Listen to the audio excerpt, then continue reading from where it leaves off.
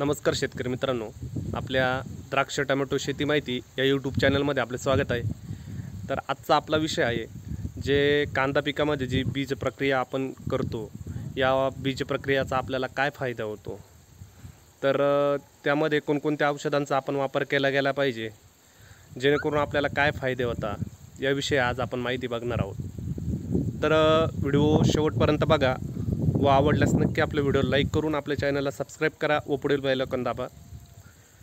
तर मित्रांनो, हे तुम्ही मागे बघताय हे आपले पावसाळी कांदा रोप आहे।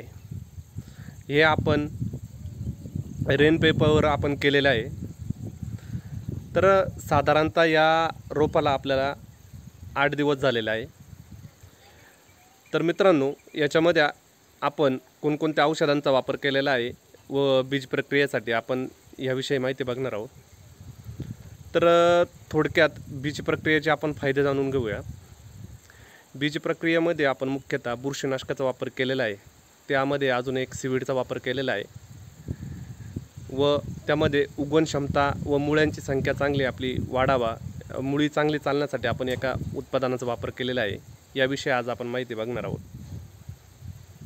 तर मित्रांनो, बीज प्रक्रियेचा मुख्य फायदा म्हणजे मुळ्यांची संख्या झपाट्याने वाढणार, त्यानंतर उगवण क्षमता चांगल्या प्रकारे होणार, तसेच आपले रोप जे निरोगी राहते व काळोखी चांगली येते, जेणेकरून आपल्या उत्पादनात पण चांगली वाढ होण्याचे कारण हे बीज प्रक्रिया ठरू शकते। तर या कांदा रोपामध्ये आपण पहिले जे उत्पादन वापरले आहे ते म्हणजे रोडोमिल गोल्ड। हे एक बुरशीनाशक आहे। या बुरशीनाशकाच्या वापराने आपल्या कांदा रोपामध्ये ज्या आपल्या जमिनीमध्ये ज्या अनेक प्रकारच्या धोकादायक ज्या बुरशी असतात, या बुरशींपासून आपल्या कांदा रोपाचे हे संरक्षण होण्यात फार मदत होत असते। तर साधारणतः आपण 2 पायली म्हणजे 8 किलो आपण कांदा रोप घेतलेले होते। या कांदा रोपासाठी आपण साधारणतः 100 ते 200 ग्रॅमपर्यंत आपण रोडोमिल गोल्ड या उत्पादनाचा वापर केलेला आहे। त्याचमध्ये अजून आपण मेगाफॉल या सीवीडचा वापर केलेला आहे। या सीवीडचा वापर आपण साधारणतः 100 मिली ते 200 मिलीपर्यंत आपण याचा वापर केलेला आहे व याचमध्ये आपण जर्मिनेटर या उत्पादनाचा वापर केलेला आहे।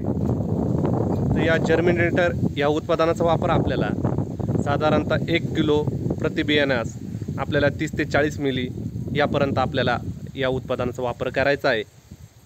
तर मित्रांनो, आता तुम्ही आपल्या डोळ्यासमोर प्रत्यक्ष रिझल्ट बघू शकता की आपले कांदा रोप कशा प्रकारे याची उगवण क्षमता झालेली आहे। आता जर मुख्यतः मेगाफॉल या सीवीडमध्ये जर तुम्ही कंटेंट बघायला गेलं तर याच्यामध्ये हायड्रोक्लोराइड्स, त्याचमध्ये सीवीड व ॲमिनो व अनेक प्रकारचे याच्यामध्ये आपल्याला एन्झाईम्स बघायला भेटतात, जेणेकरून मित्रांनो आपल्या मुळ्यांची संख्या वाढ चांगली होते व ज्या पहिल्या काळामध्ये जे ताणतणाव येत असतात आपल्या कांदा रोपावर, यामध्ये पण आपल्याला फार चांगल्या प्रकारे मदत होत असते।